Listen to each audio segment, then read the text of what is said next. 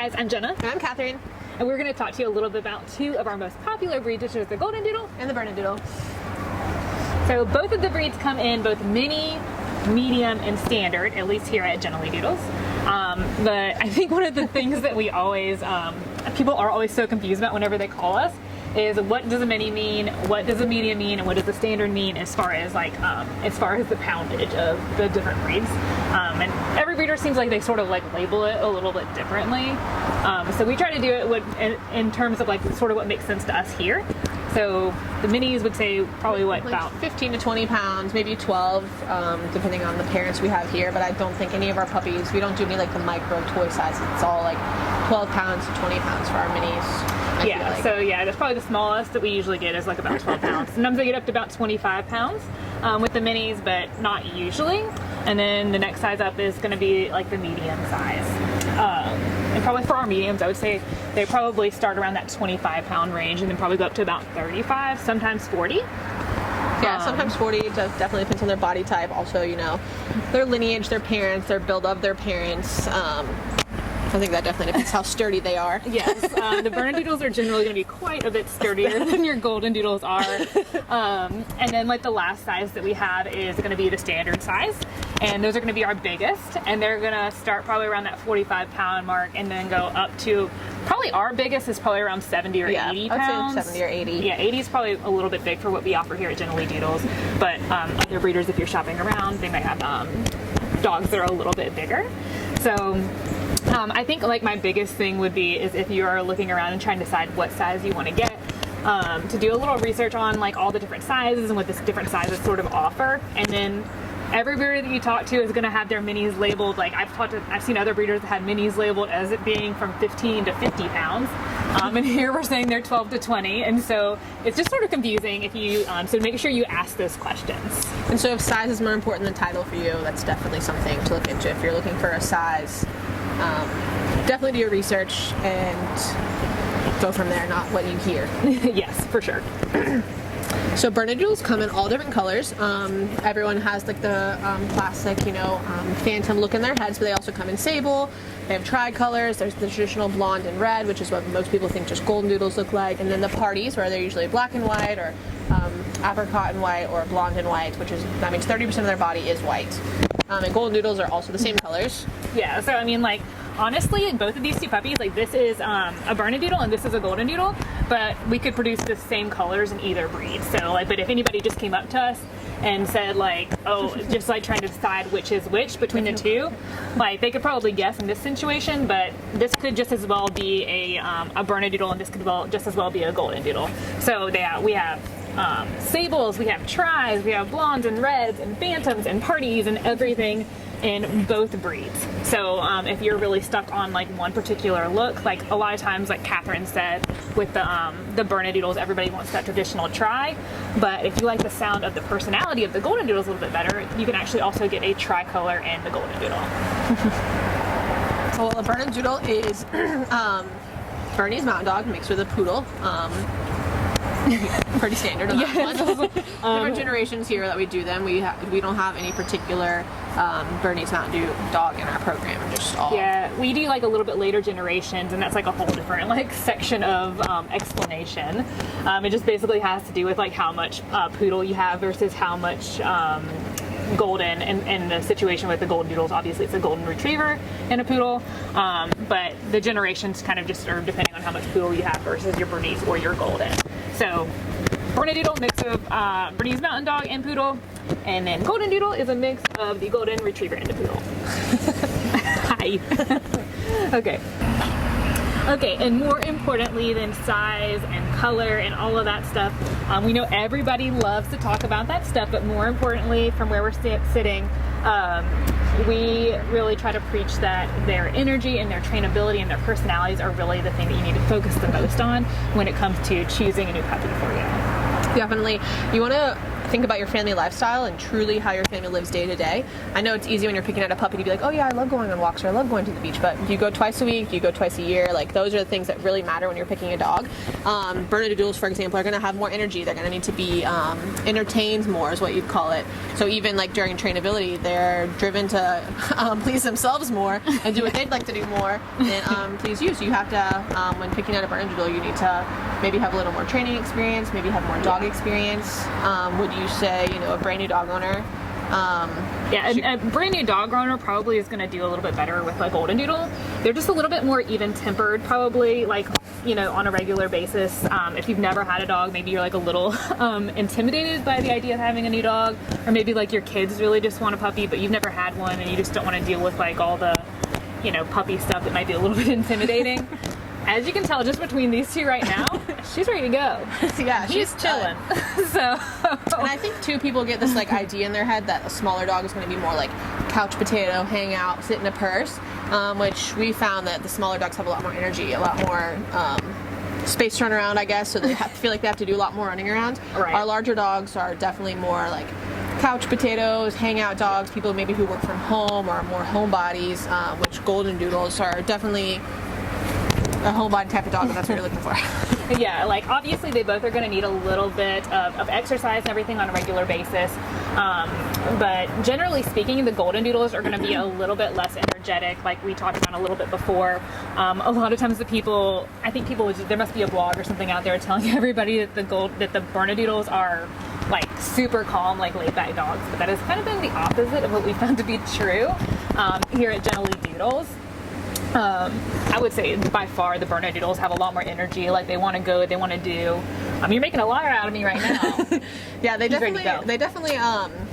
Bernedoodles have a lot more energy. They're a lot more ready to go. So if you're someone who's like, I'm going to go on trails, I like to go hiking, I want to go, restaurants, I want to train every single day, a Bernedoodle is never going to run out of energy for you.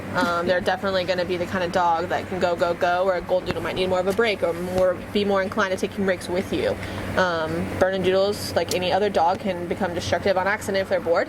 And so they're a lot less likely to just chill and entertain themselves if you're not around all day. Yeah, for sure. And also like another big thing about them, like kind of like their driving force whenever they're doing training is really different. So a lot of times with the Goldendoodles, they are really driven to please their owner. Like that's their number one thing, is they just want to make their owner happy. Whereas the Bernedoodles are a little more like, they are a little bit more motivated by what they want to do. So a lot of times I kind of explain it by saying, so if you are out in the yard and there's a squirrel across the yard, and you have your Bernedoodle or you have your Goldendoodle. The way it's going to go if you have the Bernedoodle is they're going to see that squirrel, they're going to think, that looks fun, I'm going for it, and they're gone. The Goldendoodle at least is probably going to think, is this going to make my mom upset or not? And if they think the answer is yes, they're a little bit more inclined to probably not do it. The Bernedoodle is going to ask for forgiveness, yes, whereas the Goldendoodle is going to ask for permission a little bit more. So that's kind of what you're looking at as far as the difference in like their trainability. Also, like the Bernedoodle has like a working breed background, like they both do, obviously, from the Retriever and the Bernese. But I would say probably that the Bernedoodles are going to be a little bit more stubborn. Wouldn't you agree? Yeah, they're going to definitely choose the treat over the activity most of the time, so they're going to want to work for that, whereas a Goldendoodle is going to want the praise. They're going to want the praise from you and pleasing you so much more. When we do a lot of dog testing around here, the Goldendoodles just want to be held and loved on, and the Bernedoodles want the treat. So yes, so they can definitely be a little bit more stubborn. So again, if you are not as experienced as a dog owner, I would probably veer towards going more with a Goldendoodle than I would with the Bernedoodle. I definitely think for kids, younger kids, like 8 and under, we would definitely recommend a Goldendoodle. They're just a little more spatially aware. Bernedoodles would never mean to, but they can knock a kid over, jump around. They're a little more high energy. So I would think Goldendoodles. Is that your opinion too? Yeah. Probably, unless your kids are very hardy. and they don't care about being, you know, batted around a little bit, maybe by like a really strong tail wag, which is kind of what is going to happen with the Bernedoodles. Like, they're going to love your kids to death, and they're going to want to play with them so much, but they also they can be a little bit of a bull in a china shop sometimes, and so they might accidentally knock your kids down if they're not like completely, like if they're like still learning to walk or something. You could kind of be dealing with a dangerous situation maybe if you have little kids and you got a Bernedoodle. But I think if you have older kids that are like really active, a Bernedoodle can be a really great option because they're going to be like such fun playmates. They love to go, they love to play, they love to kind of roughhouse. But if you have like, you know, kids that are maybe a little bit more cautious around dogs or don't have quite as much experience or maybe are a little bit more gentle, I would definitely probably go towards the Goldendoodle, just because they're, again, like a little bit more tuned into like their person. And so if you're looking for maybe like a therapy dog or something too, probably a Goldendoodle is going to be your better option, just because, again, they're just a little bit more tuned in with their person. If you travel a lot, that's another thing that you could probably consider when it comes to getting a puppy. Obviously, if you're gone a lot and you can't be home with a dog, then probably might not be the best time to adopt. But if you are a person that does like a lot of car trips, then obviously taking any size dog is going to be, you know, relatively easy to do as long as your car size can support that. I would say really one of the bigger things outside of even just the breeds is like how big your dog is. Yeah, definitely how big your dog is. You know, people do think that smaller dogs are maybe easier to travel in the car, but smaller dogs actually get more sick in the car. They're like the lower center of gravity, so car sickness is a way bigger problem for smaller dogs. But also, you know, Bernedoodles may be bigger, but they also get more bored. So if you're traveling with a Bernedoodle, you're going to want to have scheduled potty breaks for them to get out of the car, roam around, toys, treats, something to entertain them while you're driving. Whereas a Goldendoodle is going to just probably lay there. Yeah, they're probably just going to chill. Like, they might like to have like a ball or maybe bring their favorite stuffed animal or something like that. Just so they have a little bit of something to do. But the Bernedoodles just definitely need a lot more entertainment in general when it comes to doing any kind of car trips, anything like that. If you are doing a lot of flying, then it's going to be really hard to travel with anything bigger than a mini that you can't get into like a pet carrier that you can take on the plane with you.